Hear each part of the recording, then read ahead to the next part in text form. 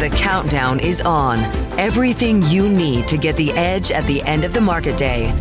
This is The Close. Tariff talk ratchets up, the stock market ratchets down, and any saving grace from Nvidia is nowhere to be found. Live from Studio 2 here at Bloomberg headquarters in New York, I'm Romaine Boston. And I'm Alex Steele, really picking up some steam to the downside as we head into the close. Let's take a look at it here. So the S&P is off a full 0.8%, really being led lower by tech. Let's break it down. The Nasdaq off by 1.6%, the lowest level now since mid-November. The Mag 7 down 2%, now down for 6 straight days, longest losing streak since April. And where do you go for safety? Apparently you go into commodities and you go into the dollar here, the Bloomberg Dollar Index rallying the most since mid-December, Romaine. And remember, the big question that has been hanging over this market for a long time really had to do with whether economic conditions could hold up. While updated GDP data shows consumer spending rose at the end of last year, that report released this morning showed inflation reemerging as well. Apollo chief economist Torsten Slok saying restrictive trade and immigration policies are already starting to become an economic drag, and in his words, could fan inflation globally. We are turning towards a world with more segmentation. This is not only the US. We had the German elections on Sunday. And segmentation means that countries are essentially saying we are no longer interested in importing as many goods. And if we do import them, they have to be more expensive. That's inflationary. It's a stagflationary shock when you see inflation going up and growth slowing down. And that just happens to be the backdrop for the conversation that we're having in markets at the moment. And that now conversation really revolves right now around U.S. trade policies. Back in focus is President Trump today clearing up any confusion as to will he or won't he move forward next week with 25% tariffs on U.S. allies, Canada and Mexico. Taking to social media this morning to say, mark your calendar for March 4th, the post that sparked the most extreme one-day strengthening in the dollar in at least 2 months. And all of this right now threatens to deepen the market's doldrums, with the S&P, the Nasdaq, and the Russell each breaching long-term moving averages this week, and the Mag 7 sliding deeper into correction as narrower profit margins at Nvidia and that tepid outlook from Salesforce raised fresh concerns about that once hot AI trade that kicked off all the way back in December 2022. I forgot it was that long. It was that long. ChatGPT lit up the internet. And that's sort of the micro and bottoms up when it comes to Nvidia and what happens to the Mag 7. And then you have to layer on the macro, as Romaine was just talking about, when it comes to inflation. This is one way to look at it. The orange line is the 2-year break-even rate, so you tend to see that move higher when we're worried about inflation. The white line is the PCE core index on a year-on-year basis. It's what the Fed is going to look for. Expectations are for tomorrow for that to fall to 2.5% in January from 2.6%. And as you can kind of see here, it's not a perfect tracking, obviously, but it's relatively in a similar line. And you have PCE kind of going nowhere, but the 2-year inflation break-even continues higher. So does that sort of lead then the PCE higher as well? Is the bond market getting it right, Romaine? Yeah, and we should just point out very quickly here, Alex, while you were speaking, stocks taking a big leg down right now. The Nasdaq Composite breaching that 2% level, down 2% on the day. Remember, most of the losses we're seeing in this market starting to come really in the last hour and a half. Alessio Longis joins us right now. He's Senior Portfolio Manager and the Head of Investment Solutions over at Invesco Solutions. He joins us here in Studio 2. Great to see you, Alessio. Maybe you can provide some clarity, because we talk about a market that up until a few months ago seemed like it was relatively okay with the totality of everything. But we're starting to see an economy not necessarily weakening, but certainly showing the potential for weakening. Is there a case to be made right now, as Torsten Slok talks about potential for inflation to reignite, and as the market sort of looks for potential weakening in consumer spending? Is that something that you start to plan for now, or is it still too early? We would argue that actually we have planned for it a little too early. We started becoming more defensive in our asset allocation positioning, favoring fixed income over equities. I would argue maybe a little too early, was back in the summer, late stage of the summer last year. We're now seeing that being validated. So to answer your question, absolutely, the data points are starting to add up. What are those, the particularly strong 3 themes? Tariffs. Also, this acknowledgement that fiscal expansion in the U.S. that was expected to follow the election is probably not going to be the main policy. So we're talking about actually some fiscal consolidation, which is another form of tax next to tariffs. And finally, also this rotation on the AI theme that may not be necessarily a U.S. exceptionalism story anymore. So exactly what you said. what is happening is that relative to expectations, relative to what markets had baked in up until a couple of months ago, there is a realization now that the narrative is changing, the themes are changing. And one thing that's been a little disconcerting to me isn't so much what the data shows, because the hard data still is decent, but it's this idea of where expectations are. And I think Alex is kind of alluding to that in that chart. I mean, this is sort of the proverbial, are inflation expectations anchored, as the Fed would say? And based on everything I've seen, at least from some of the consumer surveys and even some of the business surveys, it seems like they've become an anchor. I would agree. Yeah. Both the survey-based inflation expectations have made a reasonable jump higher, and break-evens are widening. We have seen the steady widening in break-evens for the last several months. On the long end of the short end of the curve for break-evens tends to fluctuate wildly above that 2.5% confidence threshold. Is when on the 10-year break-evens you start breaching 2.5%, 3%. That's what happened in 2022. That's when the correlation between stocks and bonds went positive, and basically there was nowhere to hide but commodities and a few other assets. Yeah. Are we there yet? We can get there, given the possible for retaliation, the possibility for retaliatory tariffs. So do you think that what's been moving the market, particularly today when we're seeing this big downdraft, is that fundamental and rooted in tariffs, or is this just sort of some normal trading around Nvidia earnings?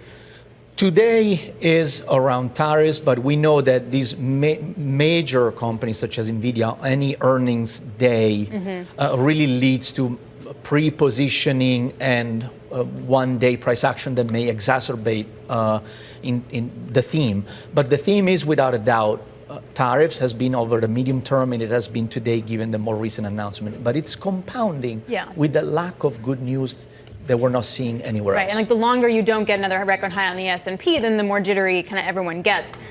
What's interesting is that the Treasury market is not bid. We're seeing selling and higher yields. Usually that's where you go for safety. Why do you think that is? It's because of the theme. Inflation is part of the problem. Okay. Tariffs are part of the problem. Now, I would say we're still very confident that relative to equities, fixed income is going to be the place to be. Are you going to get, given the current environment, the same amount of rally in yields that we would have seen otherwise? No, because the Fed is not in the game. The Fed made it very clear that they're back to focusing on inflation. In August, they told us full confidence on inflation, let's worry about growth. And in December, they made a U-turn, and they basically said, without progress on inflation, we cannot really move. Well, once we get to that Fed meeting, the next Fed meeting, which I think is just like 2.5 or so weeks away, the 18th and 19th of next month, is there a sense that we could get another U-turn? Because a lot's changed since that December meeting. It seems a little quick, right? Because the reality is that, to your point, the hard economic data is not weakening, but the inflation data is worsening. But does that not frustrate you, though? Because Powell has been asked about this repeatedly, that yes, the hard data is fine, but when you look at everything else, it's very clear things are shifting. And I know they only want to look at what has happened rather than what they think is going to happen. Times have changed. I'm equally frustrated. As I mentioned, we position defensively already for a while, and you wait for that economic. The unemployment rate is not letting go, as we saw in August, September. It has stabilized. The surveys are not deteriorating, but we are seeing delinquency rates, bankruptcy rates starting to go up. The one thing to watch in my mind is credit spreads. That is the nexus among everything. If you want to see the leading indicator ahead of the data to tell you that something is breaking, is credit spreads. All right, Alessio, always good to get your perspective. Great to see you. Alessio de Longis, Senior Portfolio Manager and Head of Investments with Invesco Solutions. So more on the tariffs, right? We're looking at 25% on Canada and Mexico. They're on track to start March 4th. And the risk to commodities could actually be high, especially with additional tariff deadlines on the way. One company with unique insights on this is Abaxx Technologies, an exchange and clearinghouse for commodities involved in the energy transition. So think of things like LNG, carbon, and nickel sulfate. Trading started in June, and Abaxx will soon launch for gold and lithium carbonate as well. Joining us now to discuss is Josh Crumb, the founder and CEO of Abaxx Technologies, and Jeff Currie, Chief Strategy Officer of Energy Pathways at Carlyle. He also sits on the board of directors for Abaxx Technologies and is up late, so we appreciate that for you. Josh, let's start with you. You're in the weeds with this, right? What problem are you trying to solve for, and how's it going? Absolutely. Well, thanks for having us here today. So our original thesis is what we call back to the futures. When you think about commodity prices, you always have to remember that these are very different than equity prices. This is a very specific place and time for a very specific grade of commodity.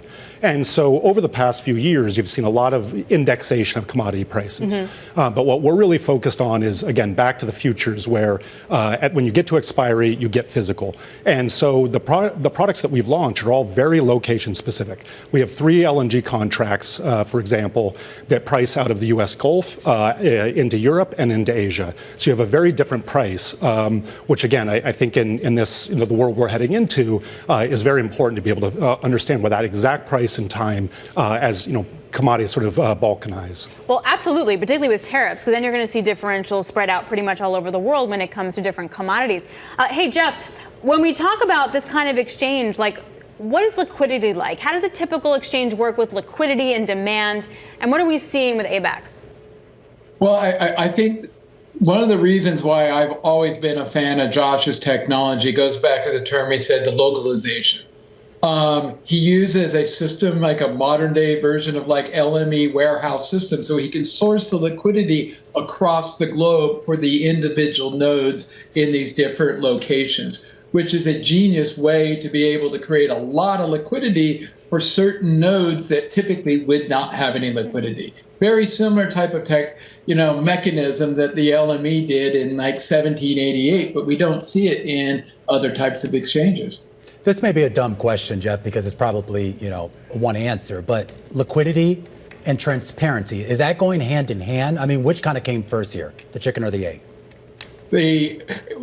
The transparency, you had to trust these people in 1788 or what these warehouses had. I mean, that's the whole key point here, is that you're able to take liquidity in all these different key nodes, source them up into one location, and create a much larger pool of liquidity that allows traders to come in. The LME uses a very similar type technique, but your point, I think, is a really important question, because you do have to trust what's going on in these different locations, and the transparency is key there. All right, and Josh, to you too. I mean, when we talk about some of the main commodities that you have on this platform already, obviously a lot tied to the energy transition and EVs. We're talking nickel, lithium, cobalt, with maybe the exception of nickel. I mean, some of these aren't.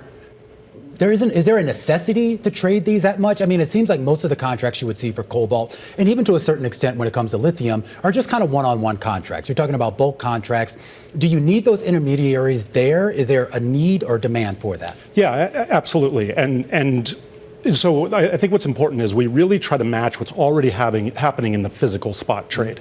And so we actually spend years running around places like Geneva and Singapore and Dubai and Houston, and you really talk to the physical traders. So they are trading spot LNG cargoes today. The problem is they don't have a great price reference to do that. They may be Henry Hub Plus, they might be TTF minus, they may be some broad global price assessment ends up in JKM. But again, we look at how they're trading today and then match our futures contract to go to expiry and match the physical trade. How's it going? You guys just started trading in June, right? Yes, absolutely. So we've had some open interest. We've had, but when you start with physical trades, you're really looking at physical block trades first. So we don't start with all the financial market making. I mean, we have market makers on there. They're showing bid ask, but really to bootstrap our futures curve, we really want those physical over-the-counter trades to move on to exchange. And so over the next few months, you're going to see more and more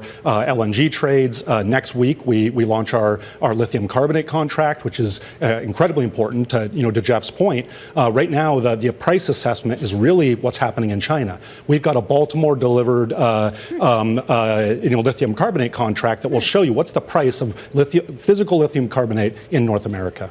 That's actually way cool, because it's really hard to find that. If you're a reporter, you're like, where am I going? How am I getting this price? Hey, Jeff, speaking of, this will be very helpful also when it comes to managing tariffs, right? Because if we're going to have a tariff on something, particularly a rare earth or even tin, it's going to be hard to know how they all trade. Have you noticed anything yet with all the threats out there?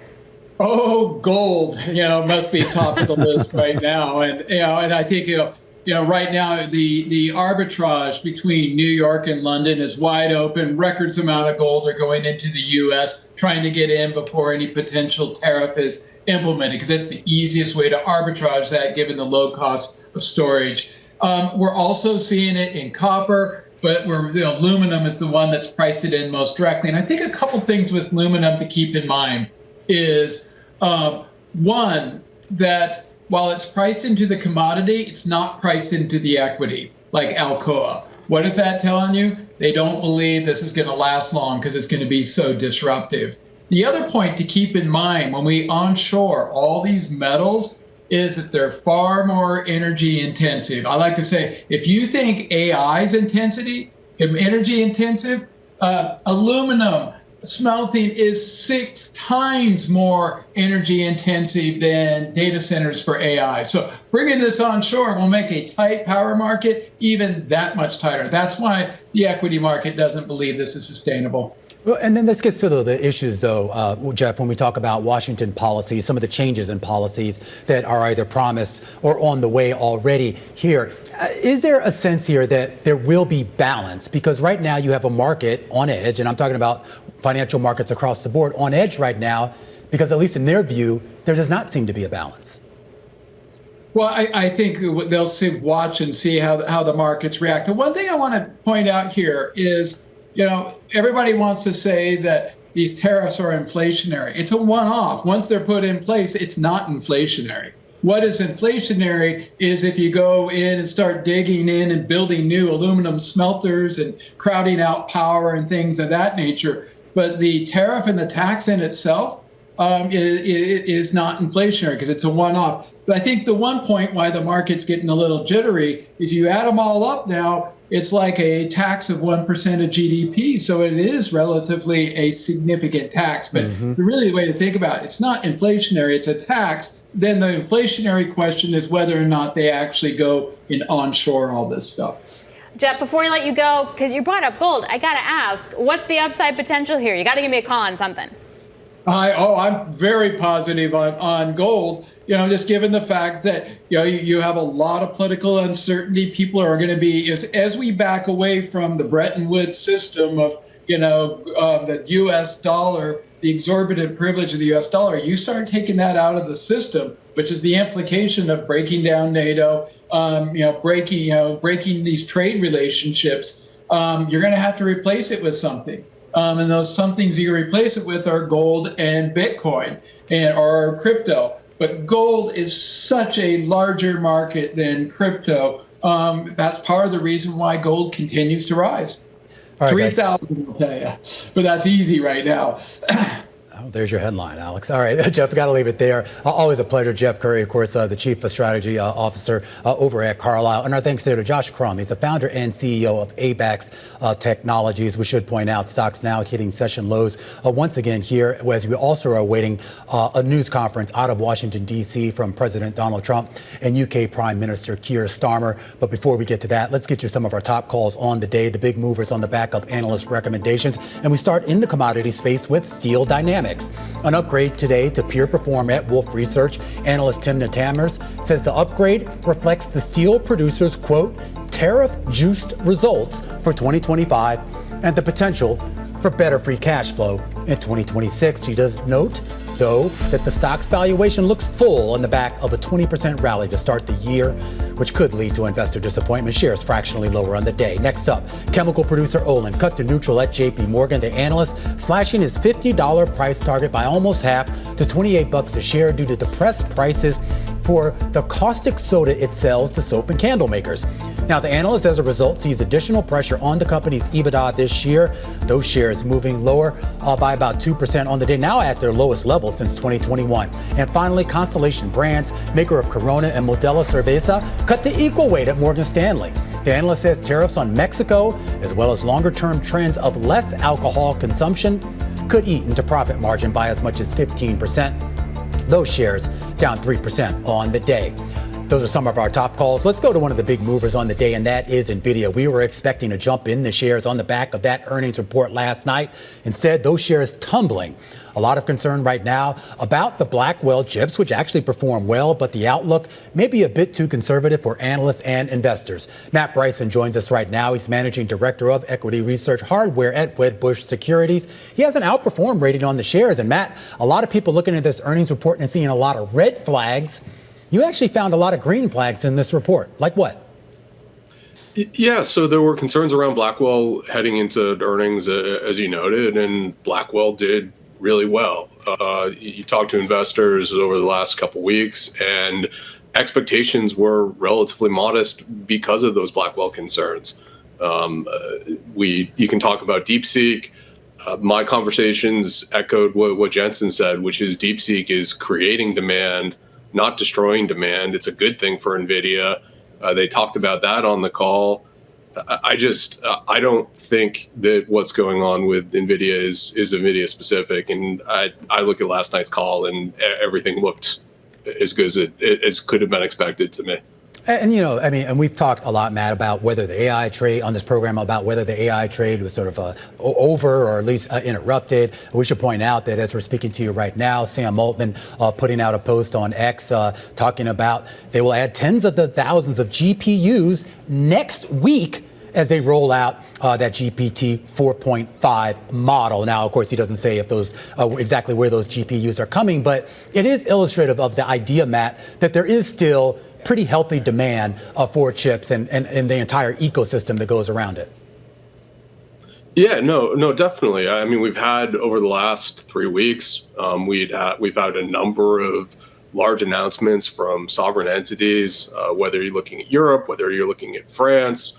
You can, I mean, those are hundreds of billions of dollars that are going to be invested in AI, and most of that investment is in data centers. So if anything, I would say we have a bit more visibility than we've had in the past because of this new sovereign wave of investment versus really just hyperscalers having kind of carried the load of the investment the last couple of years. Matt, it's particular, though, with Nvidia. It seemed like what got people a little nervous yesterday was that they were reluctant to say when the bottom in gross margins were going to come. Do you have an estimate for that? Yeah, so I think that it's likely the current quarter. So they've been ramping fast. They're generally when you ramp production of a new chip, your yields are lower, and by the time we get into kind of Q2, Blackwell should be fully ramped, yeah. Which that implies, though, that we'll go from like 70% margins to 75% margins in like 6 months, but it doesn't account for tariff risk. And even on the call, they were like, we have no idea how this will impact our biz. Isn't that a really big wild card? Kind of. I mean, to some extent, Nvidia, they're offering a good that doesn't necessarily have competition. I mean, yes, you've got AMD out there. Yes, you've got Marvell and Broadcom with custom chips, but they're sourcing from the same place that Nvidia is, right? All this is coming out of TSM, and so if tariffs are added, does Nvidia just raise price? And then you come to the fact that demand is more about what does Sam Altman need to build his next model in terms of GPUs, unless I only have X amount of dollars to spend. And for Nvidia, I mean, is it a concern? It's not great, but I'd be far more concerned around, say, consumer goods, where the consumer won't buy a new PC, won't buy a new handset because it's more expensive. Well, I am curious, though, Matt, about additional competition in the chip space. I mean, there's been a lot of talk about this idea of, obviously, some of the hyperscalers trying to build their own internal chips, but also this idea that once you get past the training of AI, you don't necessarily need as powerful of a chip to continue on to basically what they call inference without getting too much in the weeds. And that could open the door for other chip makers to finally sort of take their stake in this AI revolution. Is that a threat in your mind at all for NVIDIA? I actually think it's an opportunity. So if you think about being more efficient with inference, yes, you don't need as much computing power necessarily to run inference, but you can run more inference workloads on the same NVIDIA chip. It can be more power efficient. So I actually think the risk is that we don't see these inference applications or these applications show up in the expected amount of time. And kind of the concern for a long time has been there's all this spending on infrastructure and it isn't justified by return on capital yet. And so that's what I worry about more than we have all this inference demand, because at the end of the day, I think that inference demand begets more dollars, begets more training demand. So in my mind, that's not a concern. All right, Matt, great stuff. Matt Bryson, a great note out this morning over at Wedbush on Nvidia. Post those earnings, it's a lot of people really trying to make sense of that report we got today. Of course, those shares a big drag on the broader market. One of the few bright spots in this market today, believe it or not, is GoodRX. They came out with earnings and they beat on adjusted EBITDA in the fourth quarter. Those shares up about 4% right now. And I'm pleased to say that the president and CEO, Wendy Barnes, joins us exclusively for a conversation alongside the co-host of Bloomberg Open Interest, Katie Greifeld. Katie, take it away. Wendy, great to have you with us again. You took over the company on January 1st. You and I sat down in San Francisco over at the JP Morgan Healthcare Conference just a couple weeks later. You've had slightly more time to get used to the role. And just in the few more weeks that you've had at the top spot, what have you learned about this company and how does that inform the path forward from here? Hi, Katie. Yeah, thanks for having me. It's nice to see you again. Gosh, I would say, what have I learned since the time we sat down maybe a month and a half ago or so? Well, I've certainly had more time to deep dive with the teams and my specific BU leaders inside the company. And so it's given me a lot of confirmation and a lot of confidence that we have deep expertise within the company. That has certainly been a bright spot. I would say it's also given me a good bit of time to get out and meet with some of our key partners, whether it's retail pharmacies, whether it's manufacturers, or whether it's PBM partners. And I've had a lot of top-to-top conversations to both talk through what opportunities could be as well as what's working well. So from that perspective, I feel like I'm much more well-informed on the business, which gives me included confidence in how we think about going forward. Well, let's talk about what's working well, what maybe isn't working well. And I want to go specifically to the prescription business. That is the core of your business. And we have seen revenues grow overall, not necessarily when it comes to prescriptions, which is when people think of GoodRx, that's typically what they think of. Should we be thinking about something different? Would you still say that the prescriptions business is the core and that's going to be the engine driving forward?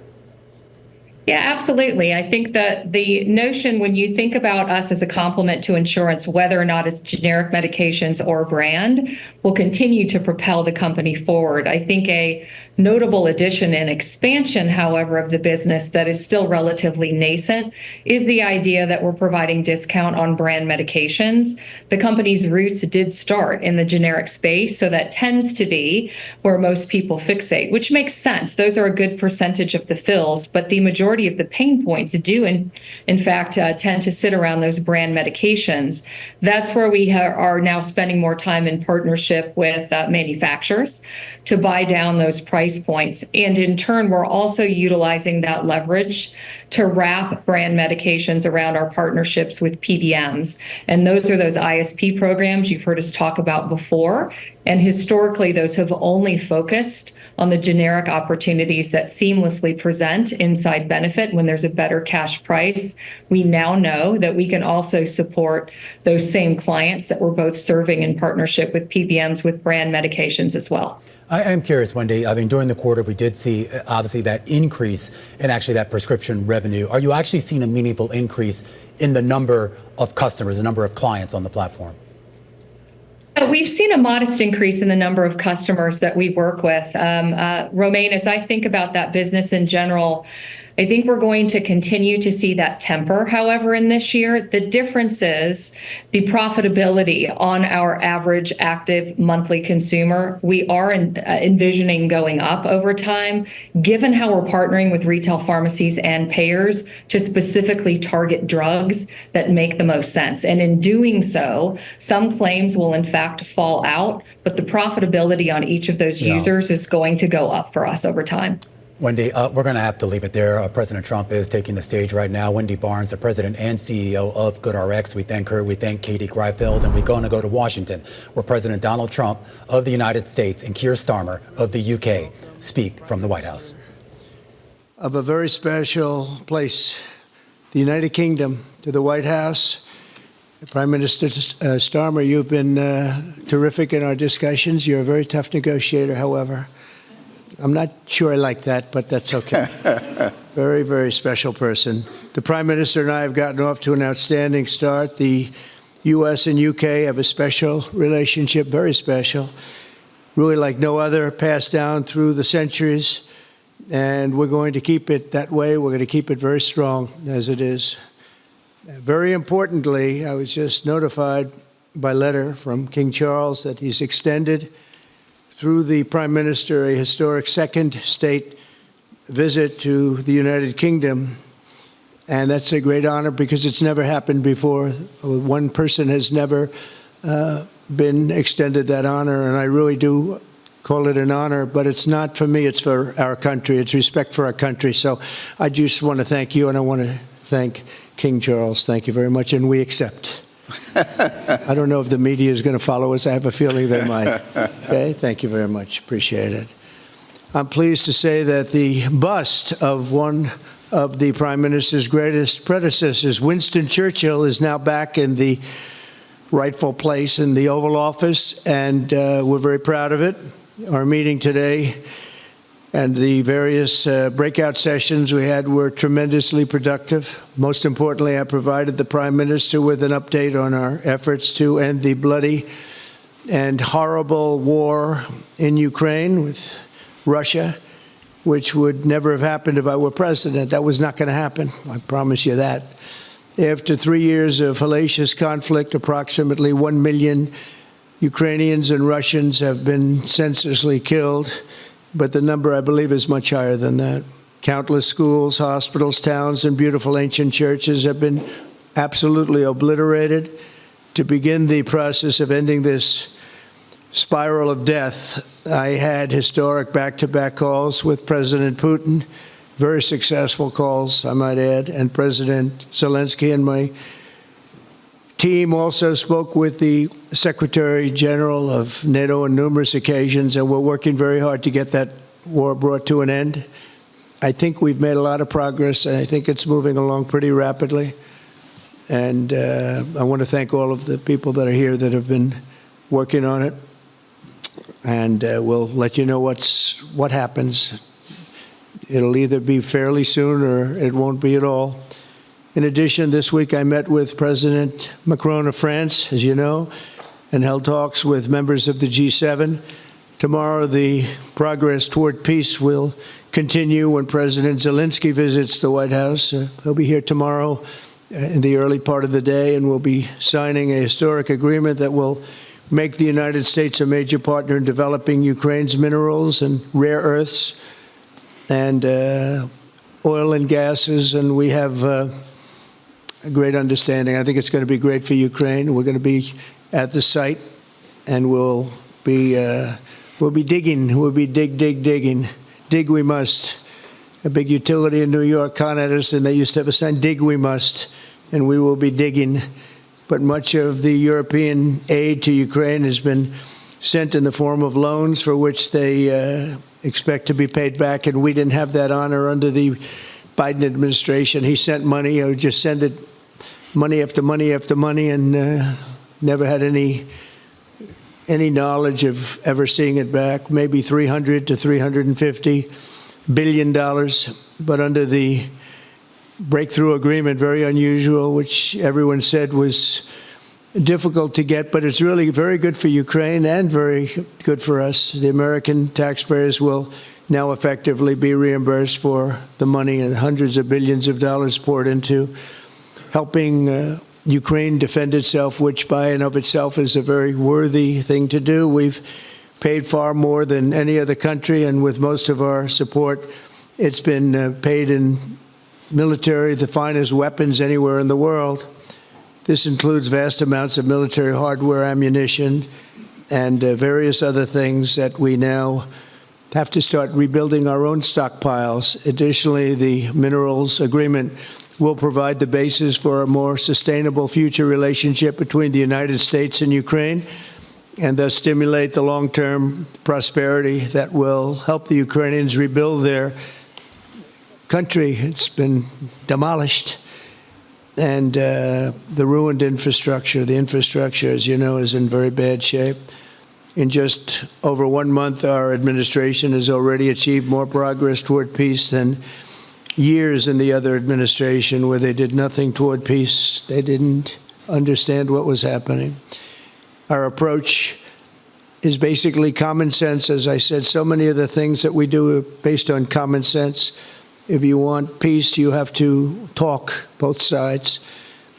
As I discussed with Prime Minister Starmer, the next step we're making is toward a very achievable ceasefire. We hope that that can happen quickly because thousands of young people, in this case, we're not talking about Americans, we're talking about Ukrainians and Russians are being killed every week, thousands.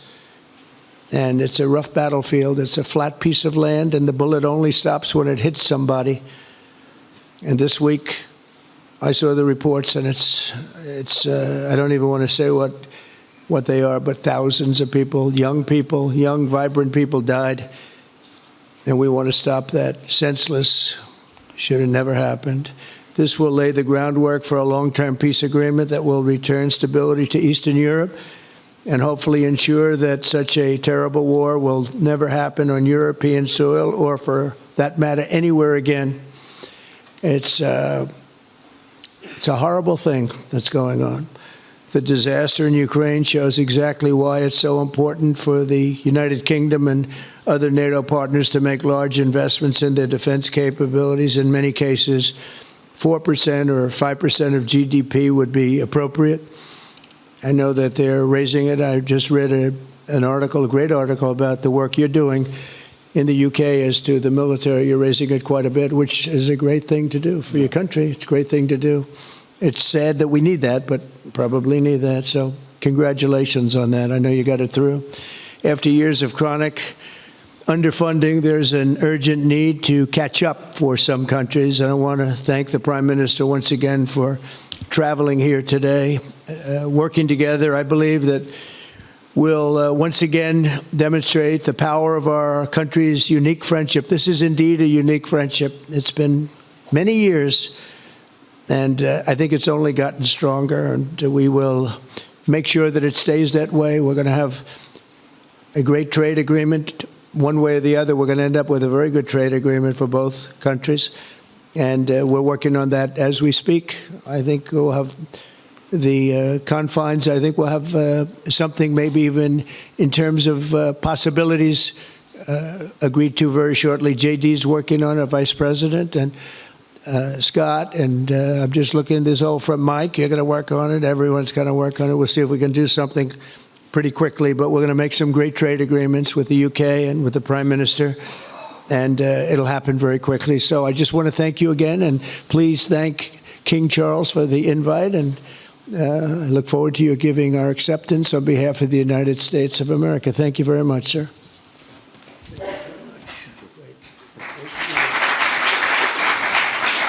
Thank you.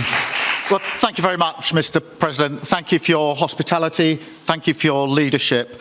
This has been a very good and very productive visit. And with your family roots in Scotland and your close bond with His Majesty the King, it's good to know that the United Kingdom has a true friend in the Oval Office. And it was so good to see the bust of Winston Churchill back in its rightful place just a moment ago. But look, in a moment of real danger around the world, this relationship matters more than ever. We remain each other's first partner in defence. ready to come to the other's aid, to counter threats wherever and whenever they may arise. No two militaries are more intertwined than ours. No two countries have done more together to keep people safe. And in a few weeks, we mark VE Day, the 80th anniversary of victory in Europe. Britain and America fought side by side to make that happen. One of the greatest moments in our history. We stand side by side still today, and we're focused now on bringing an enduring end to the barbaric war in Ukraine. Mr. President, I welcome your deep and personal commitment to bring peace and to stop the killing. You've created a moment of tremendous opportunity to reach a historic peace deal, a deal that I think would be celebrated in Ukraine and around the world. That is the prize. But we have to get it right. There's a famous slogan in the United Kingdom from after the Second World War. That is that we have to win the peace. And that's what we must do now. Because it can't be peace that rewards the aggressor or that gives encouragement to regimes like Iran. We agree history must be on the side of the peacemaker, not the invader. So the stakes, they couldn't be higher. And we're determined to work together to deliver a good deal. We've discussed a plan today to reach a peace that is tough and fair, that Ukraine will help shape, that's backed by strength, to stop Putin coming back for more. I'm working closely with other European leaders on this, and I'm clear that the UK is ready to put boots on the ground and planes in the air to support a deal, working together with our allies, because that is the only way that peace will last. Mr. President, in this new era, you're also right that Europe must step up. And let me tell you now, I see the growing threats we face, and so the UK is all in. This year we'll be giving more military aid to Ukraine than ever, and just this week I've set out how we're shouldering more of the security burden. We're already one of the biggest spenders in NATO, and now we're going much further, delivering Britain's biggest sustained increase in defence spending since the Cold War. This isn't just talk, it's action, rebalancing the transatlantic alliance, making us all stronger, and standing up for our shared values and shared security, as Britain always has. And Mr. President, it's no secret we're from different political traditions, but there's a lot that we have in common. We believe it's not taking part that counts. What counts is winning. If you don't win, you don't deliver. And we're determined to deliver for the working people of Britain and America, who want and deserve to see their lives improve. So we're both in a hurry to get things done, and that's what the UK and US do when we work together. We win and we get things done. So we'll do what it takes to keep our people safe. We'll also work together to deliver some big economic wins that can benefit us both. We have a $1.5 trillion invested in each other's economies, creating over 2.5 million jobs across both economies. Our trading relationship is not just strong, it's fair, balanced, and reciprocal. We're leaders together in so many areas, ranked 1 and 2 in the world as investment destinations, 1 and 2 for universities, 1 and 2 for Nobel Prizes, 1 and 2 in golf as well, by the way. And we're the only 2 Western countries with trillion-dollar tech sectors, leaders in AI. And look, we take a similar approach on this issue. Instead of over-regulating these new technologies, we're seizing the opportunities that they offer. So we've decided today to go further, to begin work on a new economic deal with advanced technology at its core. Look, our 2 nations together shaped the great technological innovations of the last century. We have a chance now to do the same for the 21st century. I mean, artificial intelligence could cure cancer. That could be a moonshot for our age. And that's how we'll keep delivering for our people. There are so many opportunities, keep our nation strong, and fulfill the promise of greatness that has always defined this relationship. Finally, to underline the importance of this bond, it was my privilege and honour to bring a letter with me today from His Majesty the King, not only sending his best wishes, but also inviting the President and the First Lady to make a state visit to the United Kingdom. An unprecedented second state visit. This has never happened before. It's so incredible, it will be historic. And I'm delighted that I can go back to His Majesty the King and tell him that President Trump has accepted the invitation. So thank you. Our teams will now work together to set a date, and we look forward to welcoming you in the United Kingdom. Thank you once again. Thank you very much. What a beautiful accent. I would have been president 20 years ago if I had that accent. Thank you very much. Okay, let's see here. Go ahead, please. Thank you, Mr. President.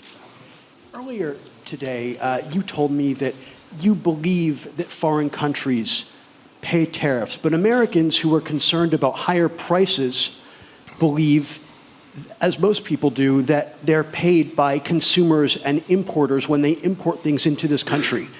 Can you explain how you came to this belief that foreign governments are paying tariffs?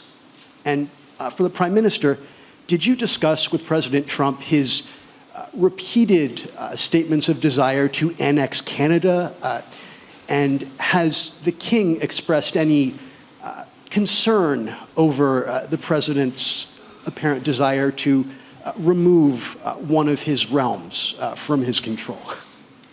So I'll go ahead. The first part, the tariffs are necessary because we've been treated very unfairly by many, many countries, including our friends, friend and foe. But we've been treated very unfairly in trade.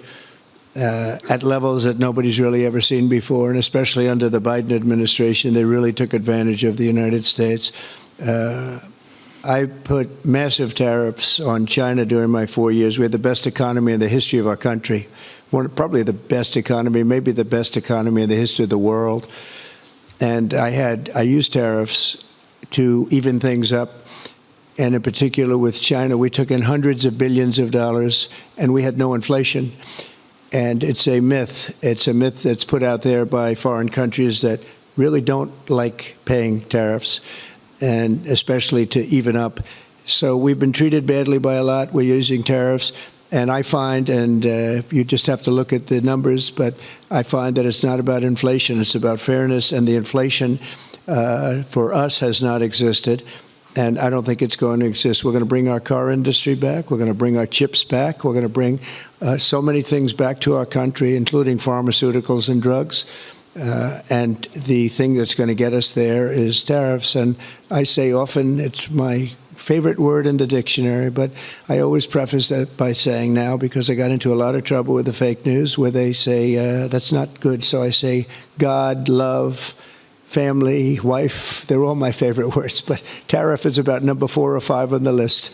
But I will tell you, it's going to make our country rich, and it's going to stop us from being a laughing stock all over the world, because we have been taken advantage of like no country has ever been taken advantage of. Thank you very much. And look, we had a really good discussion, a productive discussion, a good discussion, as a result of which our teams are now going to be working together on an economic deal. Our teams are going to be working together on security in Ukraine. You mentioned Canada. I think you're trying to find a divide between us that doesn't exist. We're the closest of nations, and we had very good discussions today, but we didn't discuss Canada. Thank you. Please. Go ahead. Go ahead. Yes. Thank you. Hi, Natasha Clark from RBC. Mr. President, you've said you're working on a new trade deal with Britain, which we of course welcome. President Obama once said Britain was at the back of the queue for that trade deal. Where are we now? When do you think we're going to see that? And Prime Minister, the BBC has today admitted serious flaws over the recent Gaza coverage, suggestions of payments made to people linked to Hamas. Does the BBC still have your trust? Thank you.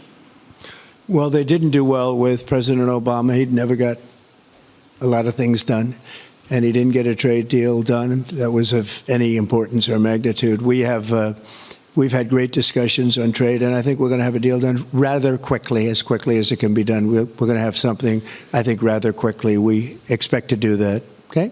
Please. On the BBC, look, I've been concerned about the programme in question. The Secretary of State had a meeting with the BBC. I think it was yesterday, it could have been the day before. Thank you. Jeff, go ahead. Thank you, sir.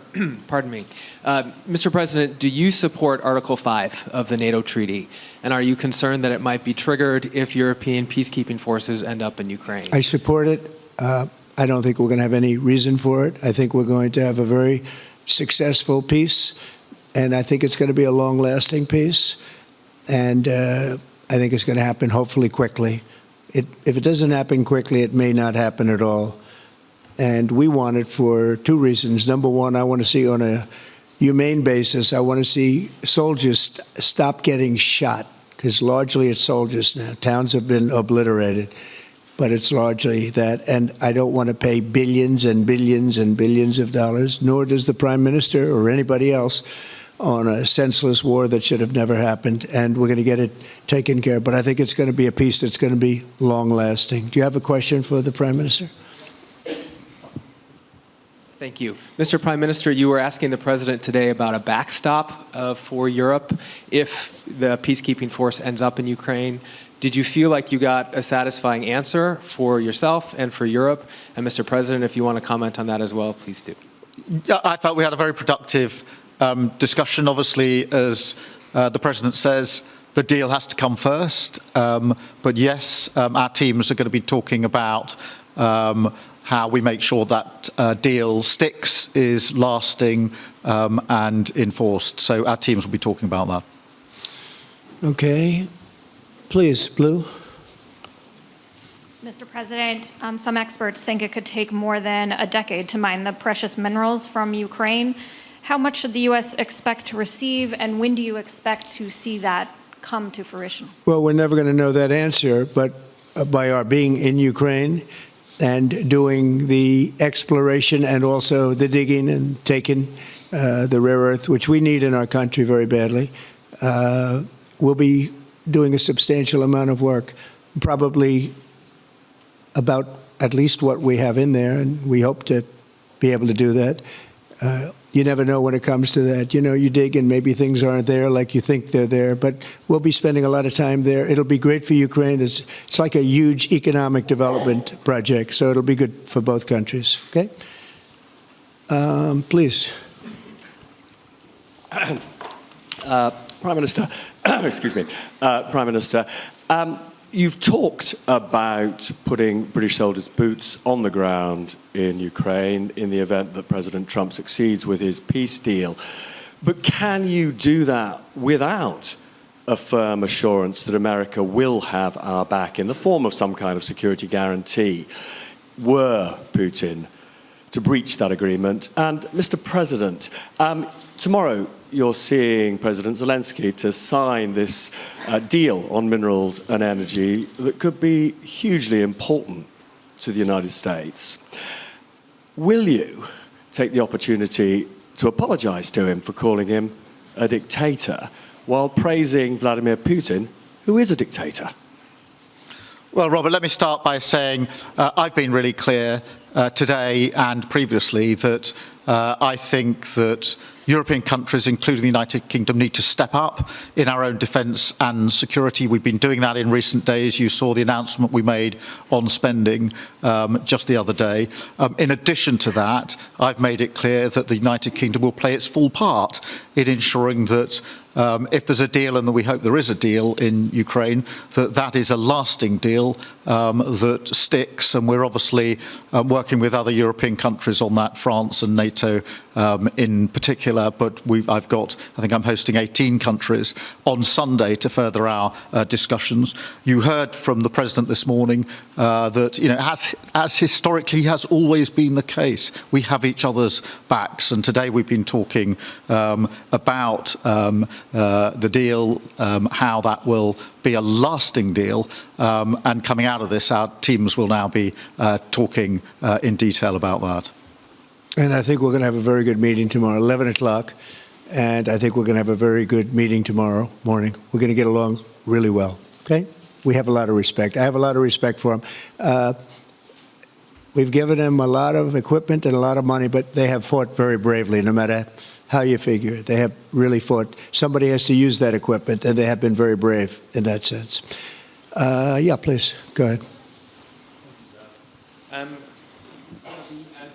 Ceasefire deal is nearing an end this Saturday, and there's been some worry that phase 2 might never get there. Do you believe that phase 2 of the ceasefire in Gaza will come to fruition? And have you spoken to Netanyahu about it? And for the Prime Minister, this peacekeeping deal has been pushed forward by the UK and France as well. Have you been in discussions with any other European countries to join this initiative? And are you expecting Commonwealth countries to also join the effort? Thank you. So we're working very hard in the Middle East and Gaza and all of the problems, and it's been going on for years and years and centuries and centuries. It's a tough neighborhood, but it could be a very beautiful neighborhood, and I think we're going to come up with some pretty good solutions. But phase 1 is almost complete. We've had some people that have been very seriously injured, very seriously hurt, both physically and mentally. They've come out of there very, very, and some of them in very, very bad shape. It's shocking. Many young people aren't in bad shape. Young people are strong, healthy. They don't die. People have come out dead, young people and old people. It's a rough situation, but I think we're going to make it much better. And I think that we've had a huge impact on that since we've been in just the 4 weeks.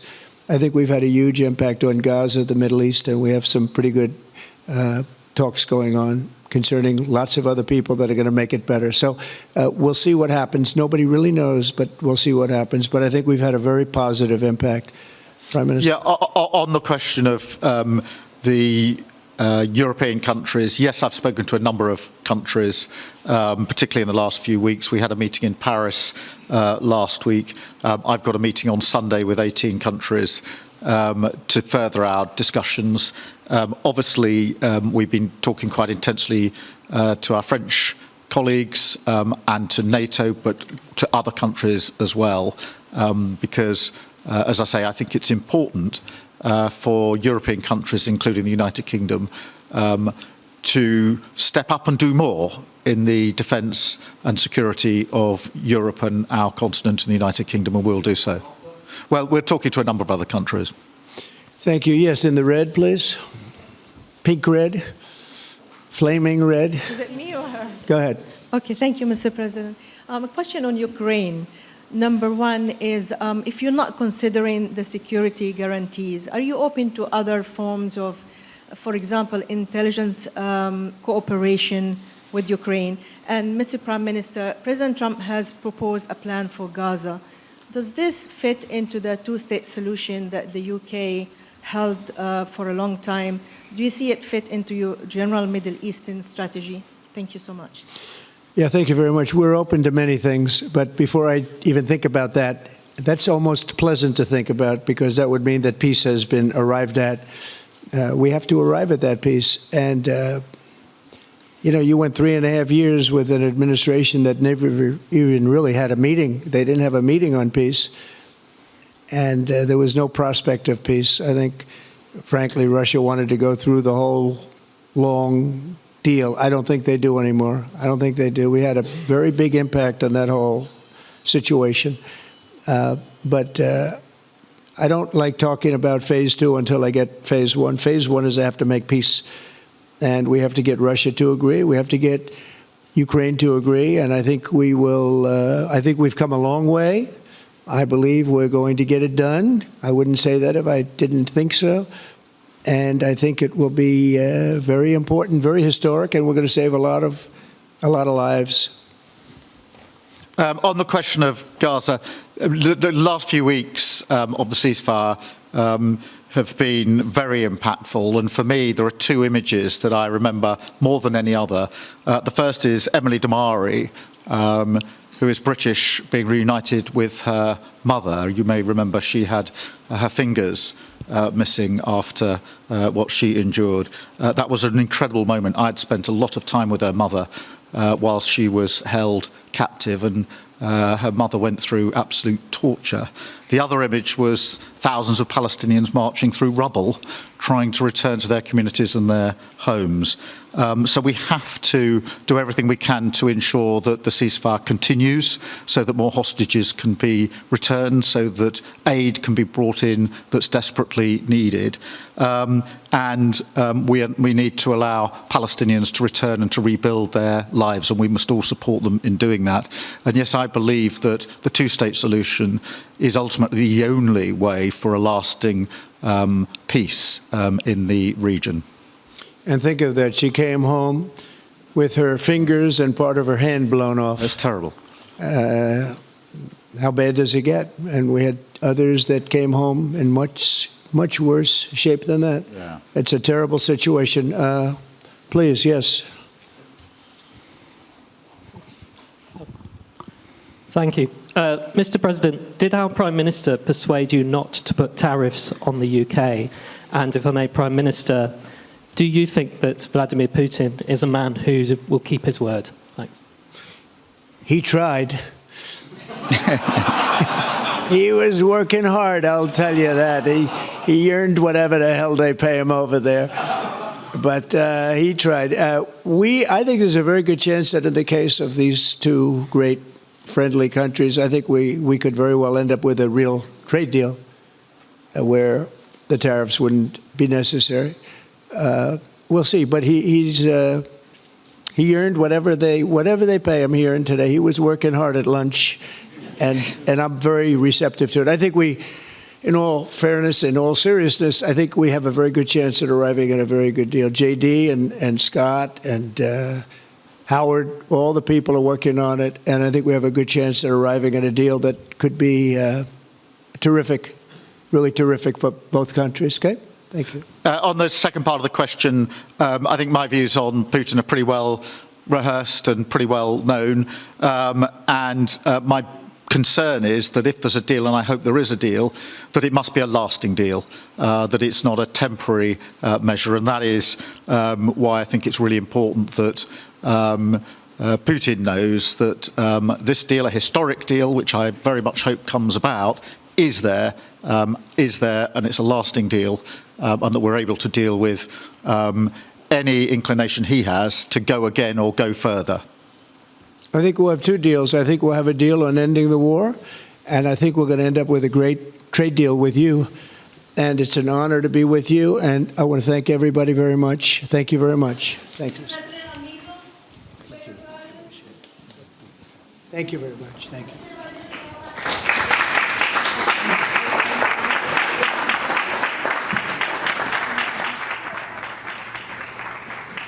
The President of the United States, Donald Trump, and the UK Prime Minister, Keir Starmer, walking off stage there. Of course, two relatively new leaders of two of the largest economies in the world, talking about a wide range of issues, touching, of course, on tariffs, the war in Ukraine. Keir Starmer, of course, touting what he says could be a potential economic deal, a new economic deal between the U.S. And the United Kingdom. Trump also addressing a lot of the issues surrounding tariffs and concerns about inflation, saying that's a myth in his words here, and he does plan to move forward with those tariff announcements. Of course, that announcement about him following through on those tariffs has been a big part of the reason why you saw the market drop on this day. I'm Romaine Bostick, alongside Alessio, alongside Scarlett Fu. Markets have just closed, guys, and we're looking at some pretty big declines here, 2.7% on the NASDAQ 100, worst drop that we've seen for that index going back to January.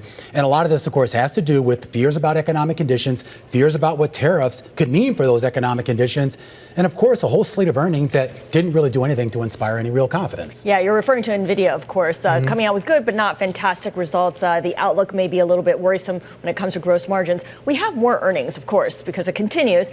I want to just go to NetApp right now. NetApp, in terms of its outlook, it says full year adjusted EPS of $7.17 to $7.27. It had previously seen at least $7.20 to $7.40. So that is a downgrade of its outlook for the full year. And you can see the stock currently plunging 19% in after-hours trading. All right. Here's a bright spot. Autodesk, those shares up about 7% in the after-hours trading after the software company, which kind of makes basically software for like architects and things like that. They did report revenue in the most recent quarter that just barely beat estimates, $1.64 billion. The bottom line number, 2.29 on adjusted EPS. The street was looking for 2.14. And here is your forecast going forward. The company says first quarter revenue will be in a range of about 1.6 to 1.61 billion. Pretty much in line with what the street was looking for. The company also said, though, it does plan to terminate about 9% of its workforce. That's roughly about 1,300 employees as it seeks to get its costs under control. All right, let's go to Duolingo here,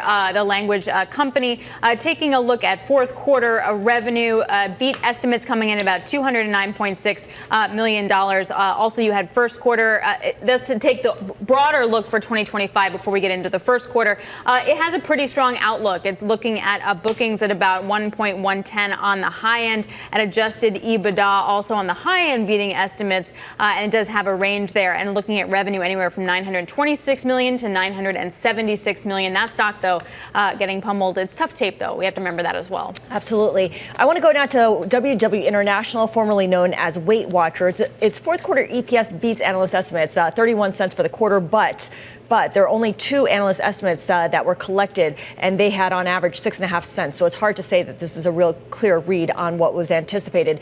What's notable here is with the advent of those weight loss drugs, its fourth quarter net subscription revenue dropped 7% from the same time last year at $181 million, and its fourth quarter end of period subscribers numbered 3.3 million. That is an 11% sequential decline from the end of the third quarter. Weight Watchers International, again, beating analyst estimates when it comes to that fourth quarter EPS, but the subscriber growth has dropped both on a year-over-year basis and quarter-on-quarter basis. Redfin reports also out. Those shares down 6% in the after-hours trade, a loss in the most recent quarter of 29 cents. That's wider than what the street was looking for. Revenue did come in slightly higher at about $244 million. But here's your forecast. Adjusted EBITDA for the first quarter, $32 to $39 million. That's actually, that's a loss of $32 to $39 million EBITDA loss. The street was looking for a loss of about $12 million. That's why those shares are down. Dell crossing the wire right now. All right, let's get to Dell, and let's give you the fourth quarter adjusted EPS, $2.68, better than the anticipated $2.53. In terms of its outlook, it sees revenue this quarter of $22.5 billion to $23.5 billion. Analysts were looking for just over $23.5 billion. So that first quarter revenue outlook a little bit light here. 2026 revenue will be anywhere from $101 billion to $105 billion. Analysts were looking for, on average, $103 billion. And adjusted EPS, for the full year will be $9.30. That is higher than anticipated. The stock currently down about 2% in after-hours trade. All right, just taking a quick peek here at Bloom Energy. It's electrical power equipment company. That revenue coming in much higher than estimate. Their product revenue coming in higher than estimates. Same for service revenue. Service revenue was a little bit of a miss. Electricity revenue was also a little bit of a miss. Their gross margins, though, coming in pretty strong. Anyway, you look at it, they expect revenue for this year to grow about 19% year over year. And one last one, Archer Aviation, a relatively new company, at least in public markets. They're trying to build out basically an air taxi service, if you will. The aviation company saying that in the fourth quarter, it did post an EBITDA loss of about $94.8 million. That's actually narrower than what the street was looking for. Its operating expenses also came in narrower than what the street was looking for here. And the company saying that for the first quarter of 2025, it is also expecting a loss. And here's your range on an EBITDA basis of minus $95 million to minus $110 million. The shares, though, higher by about 1% here. And we should have coming up a little bit later in the show, we're going to have a sit down with the CEO of Archer Aviation, Adam Goldstein. Yeah, looking forward to that conversation. But in the meantime, we keep an eye on some of the names still tied to the AI space, Dell, of course, being among them. The stock is now higher by 4% after its latest results. All right, we're going to say goodbye to Alex Steele here. Scarlett and I are sticking around here. A lot of earnings, a lot of big market moves. We'll be back in a moment. This is Bloomberg.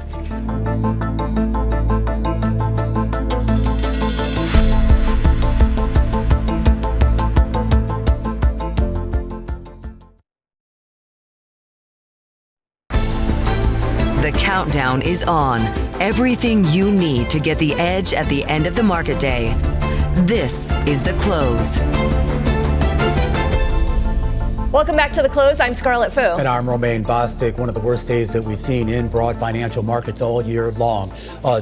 Spread across the screen for all of the major indices, with the S&P down about 1.6%. But the real drag, of course, we saw that in the NASDAQ. The NASDAQ indices, both the composite and the 100, down almost 3% on the day, taking that index back down to its November levels. And a big part of the reason is the Mag 7, second line of your screen, down 3% as a group, but it didn't matter. They were all down. And of course, a big part of that drag came from Nvidia, a big disappointment from those earnings. And more importantly, that outlook, Scarlett, that we got last night. Yeah, absolutely. Nvidia was the worst performer of the Mag 7 names. Let's get you some individual movers. We're going to start with Warner Brothers Discovery, the owner of HBO and CNN, adding 6.4 million new subscribers to its Max streaming business last quarter. Says it plans to grow its total subscriber base by 28% by 2026.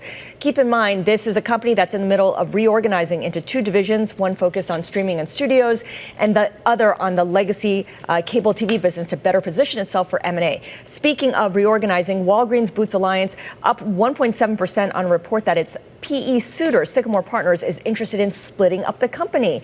According to the FT, financing not expected to be an obstacle. And we end with Nvidia, down 8.5% on the day, bringing its drop since the DeepSeek breakthrough to more than 14%. Sales and profit last quarter beat analyst estimates, but gross margin will not be as wide as anticipated, remain as it rolls out its new Blackwell AI chips. Earnings was a big part of the story for the broad market in the cash session, and it remains a big part of the story here and in the after hours trade. Monster Beverage out with its results here. Net sales did rise $1.81 billion. That's relatively in line with street estimates. Its sales outside of the U.S. actually jumped 12%, and EPS coming in at about 28 cents a share. Not quite seeing a forecast yet here, but overall you're talking about a company that is saying the sales are rising. Gross margins are also widening, though it does say that its operating expenses rising as well. Those operating expenses, Scarlett, in the most recent quarter coming in at about $621 million. The street was looking for $488 million. So something to keep an eye on there. All right. We're also keeping an eye on SoundHound. The fourth quarter revenue beat analyst estimates, $34.5 million, slightly better than what was anticipated. In terms of outlook for this year, it sees 2025 revenue at $157 million to $177 million. The midpoint of that range is 164, which comes in just shy of what analysts were looking for. But again, I go back to that fourth quarter revenue beat and gross margin also coming in higher than anticipated in the fourth quarter, 52.1%. That stock up about 8% in after hours trade.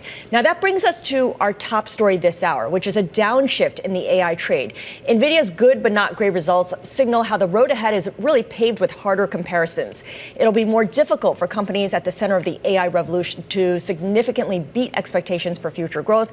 And of course, while big tech companies may still be committed to spending record amounts of money to build out all their AI offerings, investors are increasingly demanding more of a payoff. Two old school hardware makers reporting earnings today, starting with Dell, the one-time PC maker turned server maker, along with PC and printer maker HP.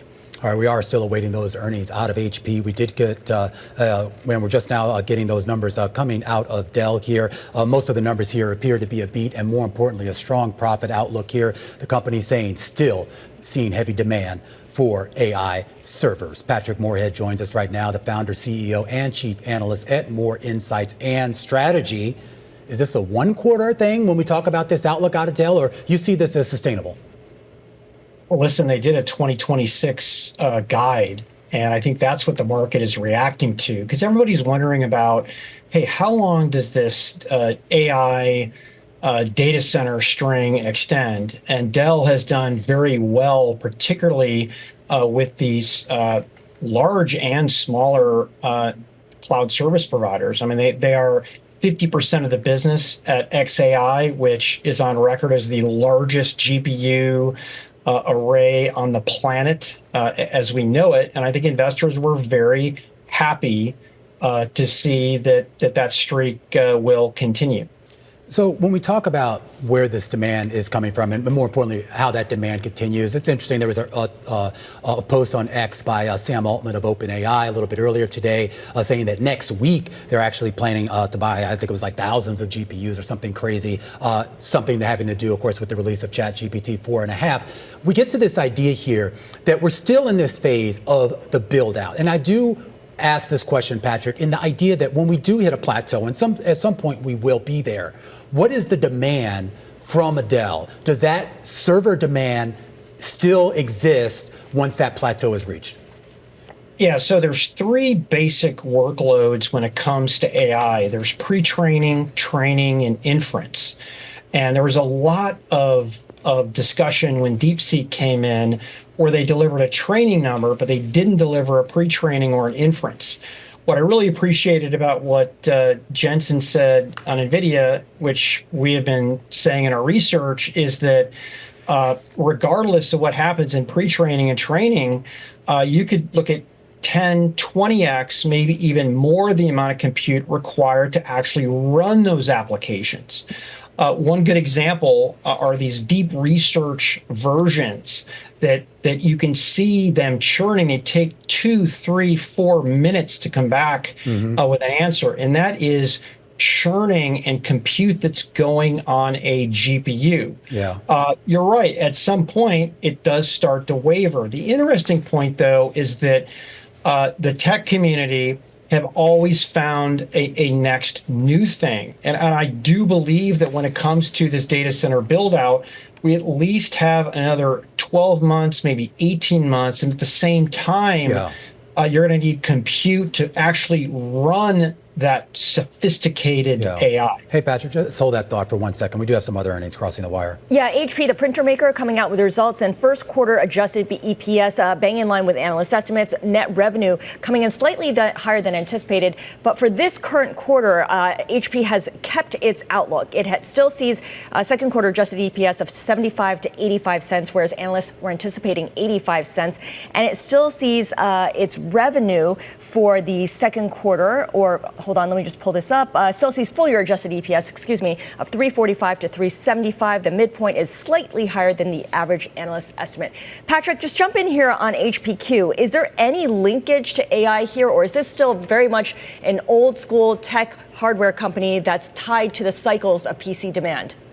So HP is all about PCs, printers, devices, and servers to go along with that. And if you look at the overall PC market, we really haven't seen the big bump in the PC market or the smartphone market yet. I do believe it's coming, but you have companies like Microsoft that are about 9 months late in getting some of the premier AI features out there. But it will come, it will drive a cycle for growth. It's just not right now. I do like to see that HP, as their third straight quarter of revenue growth, and in a market that isn't growing a lot, I view that as a positive. Okay, that's a good point. First quarter adjusted operating margin 7.3%, lower than what was anticipated. Is this just a cost-cutting story until we see that inflection point where people are prompted to buy new equipment because the AI offerings are so enticing? I mean, if you're not driving double-digit growth on top line, right, you've got to hit those expenses, and HP has done a good job. They have this program called a Future Ready Savings that I believe they increased by another few $100 million to $1.9 billion in reductions by the end of this year, and that is the game you have to play. I do like that HP is not cutting its way to success, meaning they are investing in AI, they are getting cross collaboration between their office solutions, printers, and PCs. When that demand does spike, so they can be ready for it. Got to leave it there, Patrick. Patrick Moorhead over at Moor Insights and Strategy, as we keep an eye on those earnings out of Dell and HPQ. Earnings also out of Rocket Lab, the company that makes components for satellites, reporting revenue in the quarter that did beat street estimates of about $132 million, but its forecast coming in way light. The company saying that for the first quarter, it sees revenue in the range of $117 to $123 million. That's below the average of street estimates of $136 million.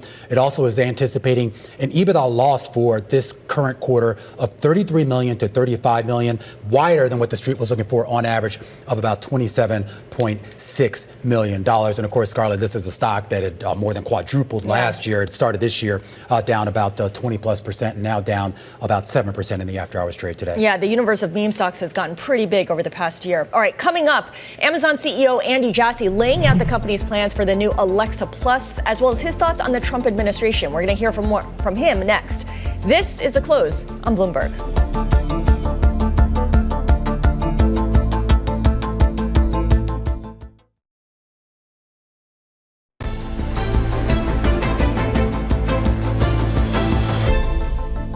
Time now for the top three, where we name drop the people driving some of the day's most talked about stories. And first up is YouTube star Mr. Beast, real name Jimmy Donaldson. He's in fundraising mode to expand his business.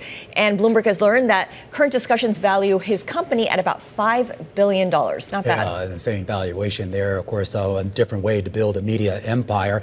Let's talk about another empire, and that's the empire of ice cream, Scarlett. I'm keeping an eye on two people, Ben and Jerry. Ben Cohen and Jerry Greenfield, of course, founded the iconic ice cream brand and then sold it to Unilever a few years back, are now reportedly interested in buying back their namesake ice cream brand. And we should point out, Unilever is actually scheduled this year to spin off that ice cream division, primarily because it was just a little bit too costly for them to run. It'll be interesting to see if these guys can pull together the money to get their creation back. Yeah, perfect timing, I suppose, for them to do it. Finally, Jeff Bezos' fiancée is our number 3 person, Lauren Sanchez. She is set to fly to space alongside pop star Katy Perry and CBS anchor Gayle King on an upcoming all-women flight on Bezos' Blue Origin rocket. It's part of that 11-minute trip where paying customers fly to the edge of space and back.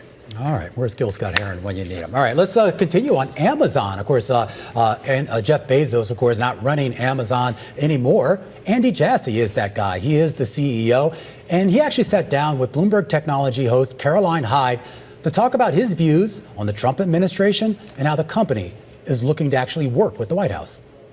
On de minimis specifically, we have a certain number of items that are shipped in that way as well for things like Hall, which is our new low price offering. We maybe have less of it than some other companies like the ones that you mentioned. But I think it's early in this administration. But what I would say is that it is encouraging to us that we have an administration that wants to hear from business. I would say that we've been a business through 6 administrations. Every single one of them, our primary focus is to take care of customers, but we try to build a productive relationship with the administration because we want to help the country. And I would say that some administrations are more receptive to it than others, but this administration cares about what business thinks. And I've always been surprised that it isn't obvious that the best economic results for a country are going to be when the public and the private sector collaborate. And, I don't expect the government to kowtow to what companies want, but they should get their feedback and their input because they're going to make policies better together if they collaborate. And I'm encouraged early on that this administration wants to talk to businesses. Are you taking calls personally? I take calls. We talked, same thing with all the administrations. We talk to people in the administration. We share what's working for us, what's not working for us, concerns that we have. As I said, some administrations care more about our feedback than others. Has Trump cared about yours? Have you spoken to the president? I have spoken to the president. Look, as I said, this administration has been pretty busy the first month. But I am encouraged that they are having conversations with businesses and they do care about our feedback. And we'll see what happens, but it starts with a dialogue. You have to have a dialogue to have any kind of relationship. And that was Amazon CEO Andy Jassy speaking with Bloomberg Technology host Caroline Hyde. And of course, Amazon doing a lot with AI, building out its Alexa Plus on the consumer-facing side, and then Amazon Web Services on the enterprise side. There's new news that there's another Chinese player coming out with a cheaper or more efficient, at least, AI model, and that's Tencent. Yeah, it's out. Tencent, I don't know how to actually pronounce this Turbo S artificial intelligence model.